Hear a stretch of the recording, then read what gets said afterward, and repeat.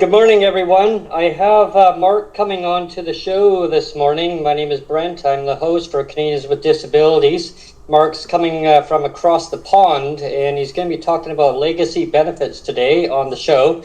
I'm really looking forward to Mark coming on and talking about this very important discussion regarding that, and it'd be very informative indeed. So he's in the United Kingdom. He's in London, England. Welcome to the show, Mark. And he's going to talk about legacy benefits. Hiya. I'm actually about 60 miles further north than London. Oh, you're in central London, then, right? Are you? No. In central England. Oh, central England. Okay. Thank you for inviting me and all the rest of it. Absolutely. And Abby's appeared. Abby. Yeah. Hi, Abby.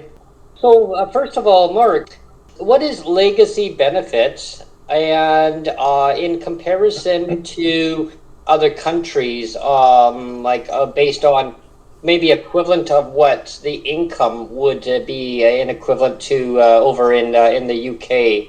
And some people may not be familiar with how pounds work versus the dollar figure in, say, for instance, in Canada here, or the United States. I've just forgotten the exchange rate. I think it's approximately. It's your dollars is 63 pence of my money, as to call it.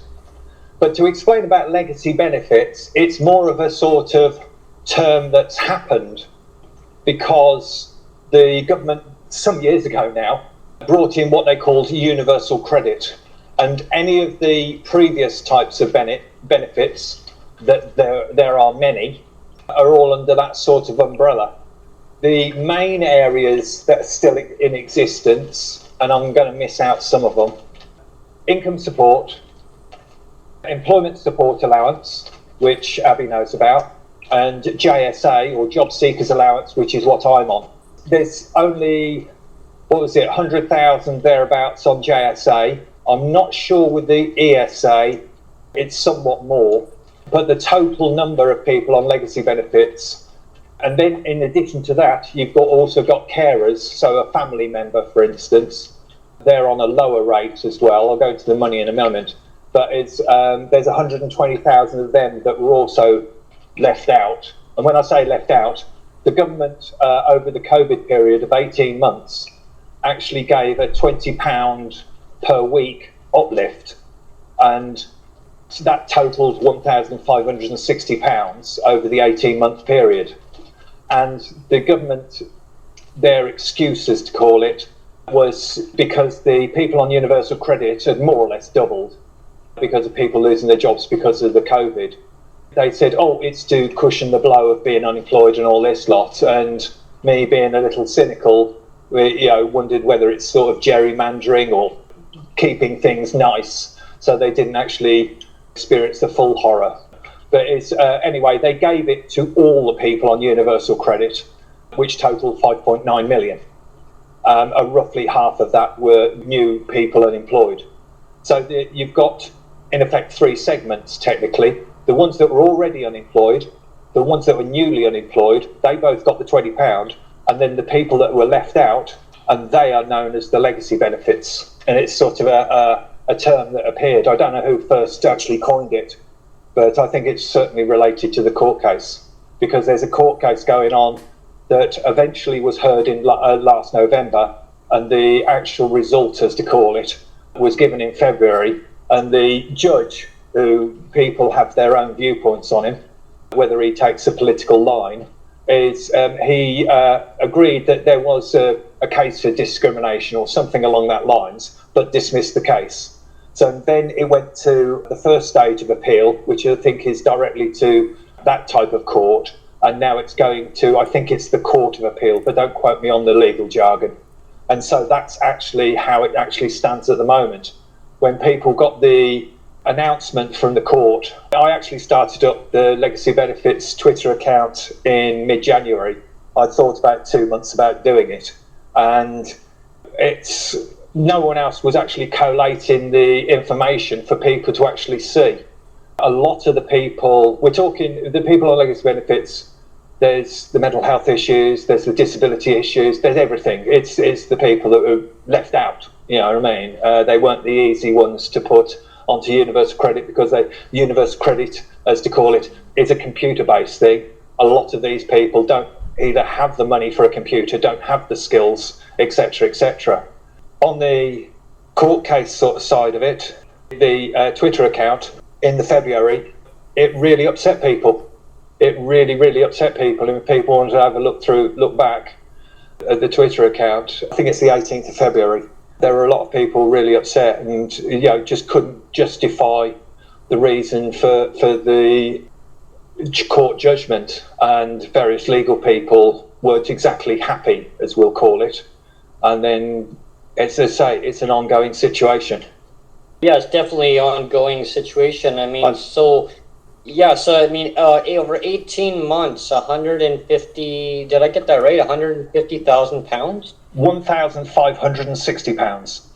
Okay, So wow. Doing a multiple, it's, what is it, times 6. Oh, let's call it $2,000. Okay. So, yeah, $2,000. Yeah, like in Canada, the LICO amount for the national poverty level is $2,200. No, that's the addition. That was an addition. Oh, that's the addition. That was a direct addition because of COVID, to help with managing because of COVID. That was an additional payment. To give you an idea of benefits, and Abby will be able to go into more detail with the ESA, but JSA, or Job Seekers Allowance, is round about £74 a week. Someone on universal credit, strangely, I was reading this and I said paperwork, and you saw the whole long list of all different types of benefits, as to call it, that exist even now, is something like £83. But there's a twist to it. You don't get national insurance contributions if you're on universal credit, and a lot of people don't know that, because if you don't pay enough for national insurance contributions, you won't get a pension.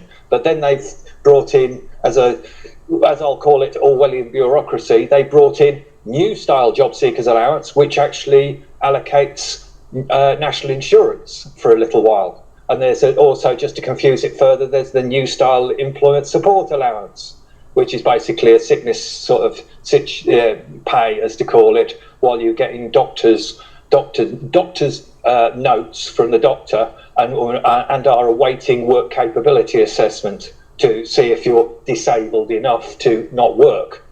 The way that's happening is a lot of people are refused. I'm doing a general basis, but a lot of people are refused. It goes to appeal, and about 70% thereabouts win the case, but they have to wait like 1 or 2 years in between. It's a mess. Are we going to Abby? Are you there? Yeah, we're going to jump over to Abby here. Hi, Abby. Hi, I'm just sort of popping in for a little while tonight. Yeah. Let's go with ESA. What an absolute shambles that is. So there's new style, old style, and contribution space, as Mark says. I get the contribution space because I was able to work up until March 2020, just before the pandemic really ramped up. And because I've worked and I've met a threshold, they say, okay, we can take what you earn from your national insurance, and that will pay you. I've got that limited until a year after next, so about 2-3 years, sorry. Because I've been deemed unfit to work. So they moved me up to so I get the basic contributions rate, but then I also get an additional like £40 a week for contributions for being in the support group, which works out about £117 a week, which is about 180 Canadian dollars a week for my disabilities. And then I also get the payment, personal independence payment as well. I only get the minimum of that because I'm not deemed like disabled enough, even though there are days where I literally can't get out of bed, I can't cook myself, I have to rely on takeaways, and even then I have to rely on my ex and my mum to come help me now and again. But the systems in this country is just so unfair. Like, they're trying to create a massive divide within the disabled community in this country.